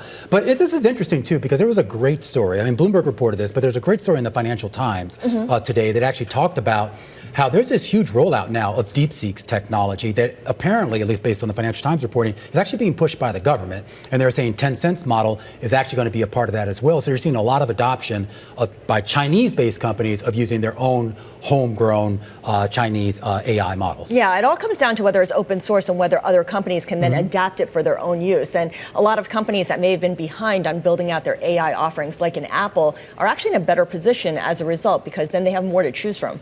Yeah, and it'll be interesting to see. We've talked about this a lot, this whole arms race. Who's going to win? The people who are spending all this money or maybe the people who are kind of the laggards and said, we're just going to sit and wait. And sometimes it does pay to be second best. I'll see who wins and then I'll decide to put my money into it, right? Yeah. All right. Well, there's a lot more to discuss on this, including what happens in the physical space, because everyone's talking about AI when it comes to, the virtual space, but what happens in the physical space? We're going to speak with the CEO of Archer Aviation, Adam Goldstein. They, of course, released their earnings report. They have a new announcement about their expansion in Abu Dhabi, and a lot of it, Romain, comes down to software. It always does. Yeah, he talked a lot about that, and of course, we also had a chance to talk to him about some of those near misses and misses and those hits that we saw in the aviation space recently, and maybe how some of the software he's working on could alleviate that. This is Bloomberg.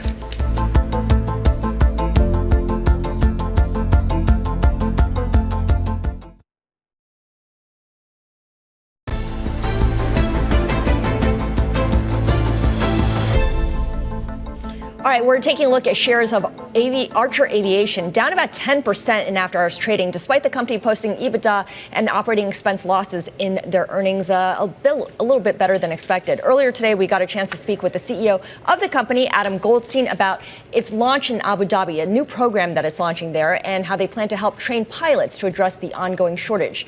Let's take a listen. Archer is building a next generation aircraft company. And so the timeline is quite long. The good news is that the product is actually quite mature. And so the announcement that we put out today with Abu Dhabi Aviation was all about the commercialization of the program. And so we're starting to deliver aircraft that can ultimately generate revenue starting this year. And I think that's the first step of ultimately generating profit. But the prospects are just huge, and what's ahead of us is really quite incredible. So it will be a long road, but I think an opportunity for an unbelievably large market. We're effectively talking about, for lack of a better phrase, basically air taxis. And I am curious. I mean, I can understand, these have existed in some forms or another, either just as helicopters, if you will, but they've always been relatively pricey and not necessarily convenient. You would have to go to a helipad or somewhere, some sort of central location to take these. Is this right for people like me, I'm just an average Joe, to actually be a part of this and take this frequently? Oh, absolutely.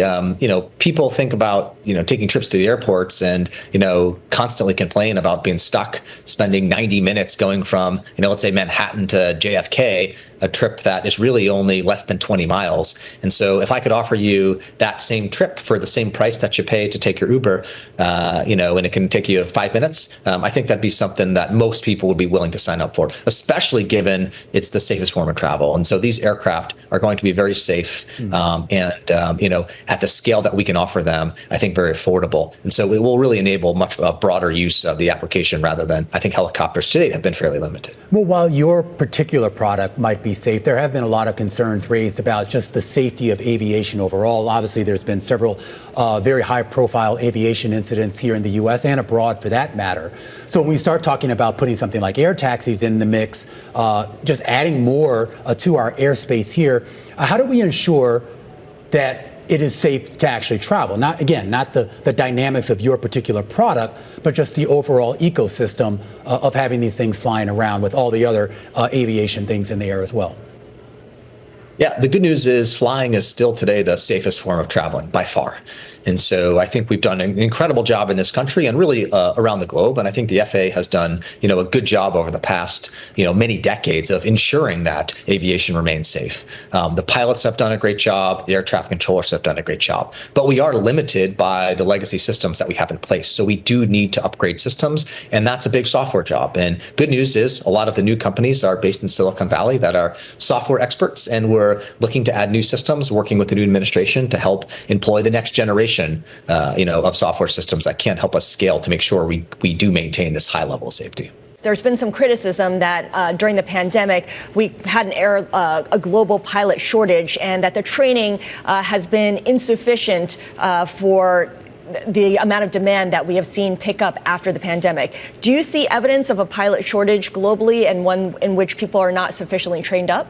I think that the training on the pilot side, has actually been, very, very strong. But there definitely has been a pilot shortage. And so the challenge is, how do you bring new pilots into the industry? The U.S. is fortunate that we have a large Air Force and we have, a large amount of rotorcraft that pilots get to train on coming out of the military. But beyond that, it's limiting in terms of how you get pilots trained and how you get them to collect enough hours needed. So these new products with eVTOLs, it allows them to have a product to train on and to get real world, real life experience in some, actual, congested airways. So they can have, the experience they need to really help us scale and grow the pilot community. And so I think eVTOLs will be one of the best things that's happened to the pilot community, help grow the community, and ultimately help create, really safe pilots.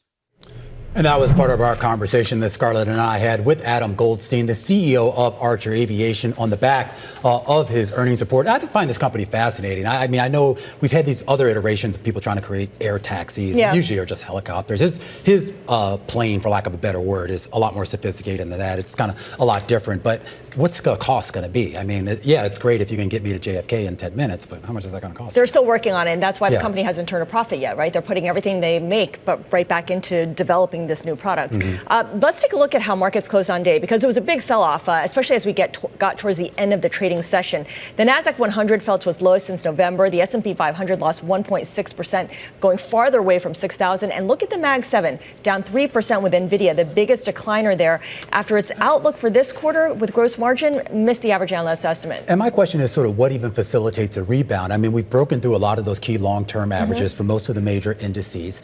Earnings are pretty much over. I mean, listen, in terms of the companies that can really move this market, Nvidia was kind of the last hope. You still got another 3 weeks to another Fed meeting. It doesn't look like Powell's going to do anything there. And now you just got to deal with the noise coming out of Washington. I think it's tariffs. Tariffs is going to drive a lot of the conversation. And Trump said he's going through with that on March 4th. That's next week, Scarlett. That's for now. Maybe wait another few days. It may change. Also, keep in mind, seasonally weak period for the market. I think this is going to sort of break some of those records here based on the trajectory we're going. Of course, another day here in the week. We'll see how things shake out on Friday. We have a lot more coverage coming up here on this Thursday. When we come back, we're going to do our walk down memory lane. Take a look back at this day in history. Scarlett, what's your favorite disco song Last of Dance all time? By Donna Summers. The Last Dance. Yeah. Well, our look back in history today is on the day the disco music finally got its props. It's a moment in the spotlight. We'll explain when we come back after the break. This is Bloomberg.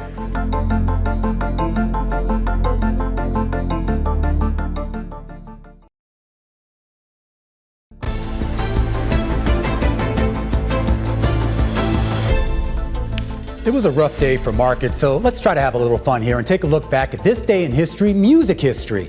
Back in 1980, when the Recording Academy of the U.S. presented Gloria Gaynor with a Grammy for her hit song, I Will Survive. Now, the award had the honorable distinction of being the first ever Grammy for a dedicated disco music category and the dubious distinction of being the last. At the time, the Grammys had been doling out awards for 21 years, but it largely stuck to major genres like pop, country, classical, ignoring burgeoning music art forms like hard rock, rap, and disco. But while metal and rap music were still in their infancies, disco was hot stuff and could not be ignored. A combo of music and counterculture that traced its origins to the post-World War II nightclubs in Europe. Disco got a big boost in the 1960s when Italian, Latino, and African Americans in East Coast urban areas embraced it and transformed that sound. By the 1970s, it was mainstream, with Billboard topping hits like La Freak, Soul Makossa, and TSOP. The 1977 John Travolta film Saturday Night Fever pushed disco further into the zeitgeist with its Bee Gees-dominated soundtrack winning Album of the Year. The Recording Academy took notice and introduced a dedicated disco category. Gaynor that year beat out Boogie Wonderland by Earth, Wind & Fire and even Michael Jackson's Don't Stop Till You Get Enough, among others, to take that first ever disco award. But the timing couldn't have been worse. A public backlash to disco had emerged, encapsulated just months before that 1980s Grammys Awards when the Chicago White Sox held its now infamous Disco Demolition Night, where it set a bin of 10,000 disco records on fire. The Grammys quietly shelved the disco category, but the genre, in many ways, would live on. In Black and Puerto Rican communities right here in New York, neighborhood DJs like African Bambaataa, Kool Herc, and Hollywood Hollyway were isolating that thumping bass guitar segments that were common on a lot of those disco records and then rapping over the grooves, effectively taking a dying music genre and using it to birth a new music culture called hip hop. And we all know, of course, that the Boogie Down Bronx is the birthplace of hip hop, making it the perfect place for a museum that honors that genre. I'm pleased to say, joining us in studio right now is Rocky Bucano. He's legendary. He's worked for a couple of great record companies, Strong City, Rowdy Records, and of course was a member of that Come Off crew as a DJ himself. He is the founder and CEO of the Universal Hip Hop Museum, which is scheduled to open in the Bronx in 2026. Great to have you here, Rocky. Good to be here, Romain. Talk about this process, because I've been to several museum exhibits over the years that have done a pretty good job of highlighting hip hop and rap culture. I was just at the Natural History Museum. They even had something on the jewelry to hip hop. Why do we need a museum, though, just about this culture? Well, you know, hip hop has been so transformative in so many ways. It has taken over every aspect of today's modern society. It's in fashion, it's in politics, it's in sports, it's in film. It's basically everywhere you go. You can't escape the hip hop experience. So being from the Bronx and being a native of the Bronx, where hip hop was originated from, it's just really important for us as a people to make sure that the teenagers who really created this genre and made it what it is today become recognized for their contribution to what is now the most popular music in the entire world. I've spoken with other people who have started museums for various things. It is not an easy process. No. It costs a lot of money. It takes a lot of time. This has been like a decade-long process or more, and it's taken more than $100 million. Is that right? Yeah, so we're at the tail end of a $150 million capital campaign. We're really fortunate that New York City and New York State has deeply invested into the project, because our elected officials realize that having a mega museum that is so relevant and important to the borough of the Bronx will bring and transform that community in ways that has never been done up until now. So the Bronx is going through a renaissance, a transformation, and we believe that the museum, when we open our doors next summer, is going to continue that transformation of the Bronx. You mentioned that the city and the state are invested and supporting this endeavor. What about the rap industry itself, the hip hop industry? Well, thankfully, we have artists like Nas from Queens. His company, Mass Appeal, has, provided about $1 million in loans and donations to the museum. So we're really excited about that. We're working with LL Cool J and other artists that we're bringing on board. So right now we're, really ramping up our private funding, private financing. Mm-hmm. So we have naming rights, we have pavers, we have membership programs that we're getting ready to roll out, and we're inviting all of the top names in hip hop to really become part of that process. What about corporate donors? And I ask because so many of the biggest companies right now are very visibly rolling back any kind of participation in DEI programs because of the federal government's mandate. I'm wondering if while on the one hand they're doing that, on the other hand they're also making donations to causes that they seem as valuable. Yeah, so Microsoft is one of our biggest contributors. They were early in the process with us. We're doing a lot of great AI projects with Microsoft, including a project called Flow Scholar, which is all about lyricism. So we're really excited about that. And we also are partners with JP Morgan Chase. We've been doing financial mastery programs, bringing hip hop artists and bankers together to talk about, generational wealth, starting small businesses, because hip hop has been very entrepreneurial from the very beginning. So those two companies have been at the forefront in terms of partnerships, but we're also reaching out to, companies like, Adidas and Louis Vuitton and Mercedes-Benz, all the big brands that really have found a way to commercialize hip hop into their marketing. We're going to be looking at, partnering with them as well. It's interesting you put it that way, because you go back to the early days when, if you were a rap star, it was almost, you were a sellout if you sort of, got an endorsement deal or somehow went down that corporate road. But you talk about this idea of the corporations themselves who found a way to utilize our culture to sell cars or soft drinks or beer or whatever. And now we're at an age where there is a lot more reciprocity there. Is it equitable right now? It's not equitable right now. I mean, listen, I think we're making steps towards becoming inclusive in their marketing and their budget process, like Pharrell becoming, brand ambassadors for Louis Vuitton and now doing other things, and Jay-Z and everyone starting these spirits brands.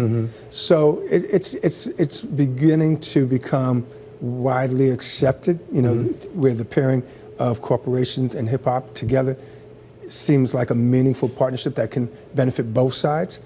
And that's what we want to continue. We want to continue to find partnerships that align with our mission to empower and inspire the people who live in our communities. And I think there's a lot of organizations that can benefit from that. I want you to indulge me for a second. I mean, we just came off a couple weeks ago with what was the most watched Super Bowl halftime show in history. It was the first time that a solo rap artist, headlined the Super Bowl. And I want to know what you thought about that moment. I mean, whether you like Kendrick or not, just the idea that he was there, the idea that he had 70,000+ people in the stadium singing the songs, many of whom I assume probably weren't black or steeped in hip hop tradition. What does that say to you about the evolution where you go from the 1970s, where you were filling up clubs with a few hundred or maybe a couple thousand people at most, to that basically the biggest stage in the world? Well, I got to give it to Kendrick Lamar. He purposely came out there and had a purpose for his performance. He wasn't coming out there to entertain people. He came out there to really kind of like enlighten and tell the world, like, from his perspective, where we are as not just a nation, but as a global community. And, I really appreciate that he took the risk to step out front and deliver that kind of message, even though it went over most people's heads in the very beginning. People came afterwards and really understood, where he was coming from as, the symbolism of the American flag and using Bloods and Crips as dances inside his choreography. Really well thought out, and I got to say that it demonstrates the power of hip hop. When you can come out there and you can use that moment in the sun, especially during the Super Bowl, having such a large audience, to take that risk and share a message that is so important, especially for now, was really, really, really well done. Very well said. Rocky, thank you so much. Rocky Bucano is founder and CEO of the Hip Hop Museum, which will open in summer of 2026. Now, the intersection of hip hop and basketball, a pivotal part of the sport's past 40 years. You fast forward to the present, and a growing number of NBA players are adding wine to the mix. Romaine and I sat down with NBA All-Star Donovan Mitchell and Bukola and Ekundayo, the vice president and general manager of the Prisoner Wine Company, and we discussed how the industry is branching out to include more diverse voices. We've always been known to have really disruptive, design-forward labels and to be, frankly, just a very provocative brand. In recent years, we've made a transition to just being provocative, but with a purpose. And one of the core ways in which we live out that value is through our commitment to social justice and specifically prison reform, in which our main focus is around changing the narrative around mass incarceration and shedding a more humane light to those that have been impacted by the justice system. So how much of the money, Bucky, that you make goes to that initiative? Like what percentage of the sales goes towards that?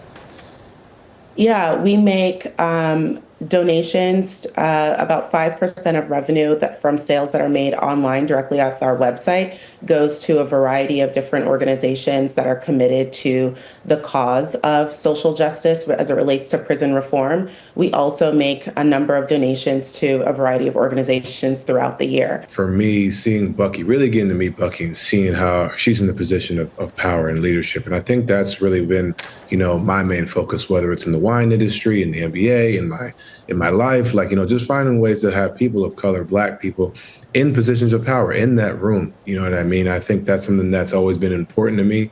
I've always wanted to introduce myself to the wine space, kind of. I feel like my teammates have, kind of told me about wine for years. And now that I'm kind of in that space, I was like, man, if I really partner with a wine company, I want to be able to go somewhere where I see people who, look like me. The NBA Star Wine Apprenticeship that you participated in, it's a one-day crash course in branding, blending, and pairing wine with food. Clearly, NBA stars like yourself know a thing or two about branding and can bring your expertise to that experience. How did the apprenticeship widen your understanding, your appreciation of branding? Yeah, I think first and foremost, I didn't understand how much work really went into branding the wine, making the wine. I'm thinking, man, this is a 6-month thing. You're 2 years out. And I made my own little blend. That won't be for sale, unfortunately, but I'll make sure I get you guys a bottle. And it was really good. I think there were certain things I learned about. Whether it's red, it's white, the grapes, different things, the process, being able to take your time with what you're making and really put the time into it. So that really taught me a lot about it. And then also, Mike, you said bringing, the branding myself, using my own brand to kind of bring light to the wine industry, bringing my, fellow coworkers in the NBA, bringing them along, using our platforms to kind of really, expand viewership and people who really get to know more about the wine industry. And Bucky, I'll put the same question to you. How do these NBA stars' experience with branding inform how Prisoner positions its products?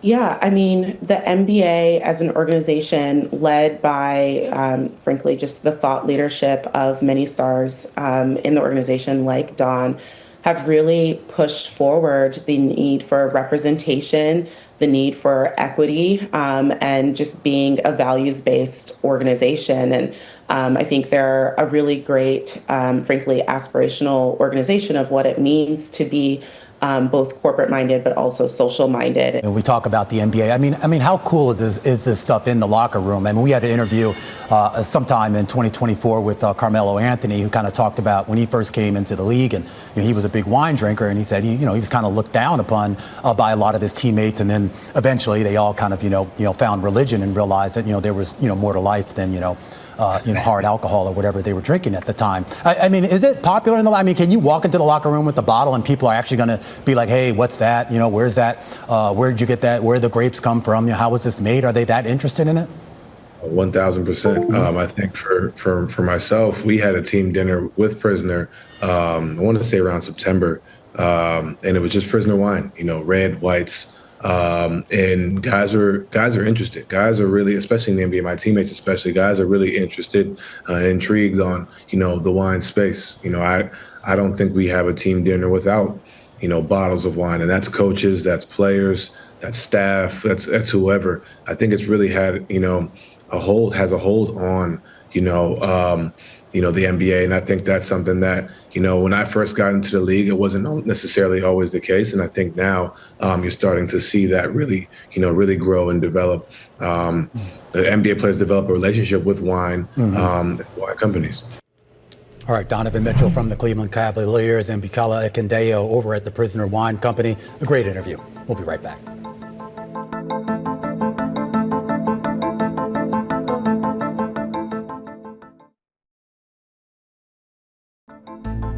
All right, let's set you up for what to watch over the next 24 hours on a day that was driven by concerns about the economy. Tomorrow, we get a big inflation number. Absolutely. Core PCE expected to pick up, personal income expected to pick up, but personal spending is seen slowing down. That's here in the U.S. We get some inflation data as well out of Europe and Germany and France. And at 2:30 p.m. Eastern time back here in the U.S., we hear from who?